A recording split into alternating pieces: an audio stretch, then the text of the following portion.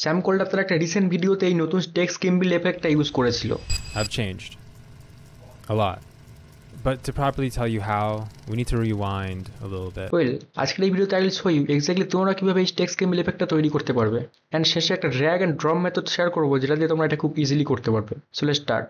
So for the first method, টেক্সটটা ওখানে type করো অ্যান্ড টেক্সট লেয়ারটাকে 5টা করে ফ্রেম পরে পরে 3বার কেটে নাও, অ্যান্ড একসঙ্গে 5টা ফ্রেম পরে যাওয়ার জন্য shift and right arrow click করো। সো এখন আমাদের কাছে সেম টেক্সটের 4টে ভাগ আছে। সো এখানে জাস্ট ফন্টগুলোকে চেঞ্জ করে দাও এবং 4টের জন্য আলাদা আলাদা ফন্ট ইউজ করো, and just make sure to choose the font যেগুলো প্রায় সিমিলার দেখতে, and then select all and duplicate করে নাও লেয়ারটাকে।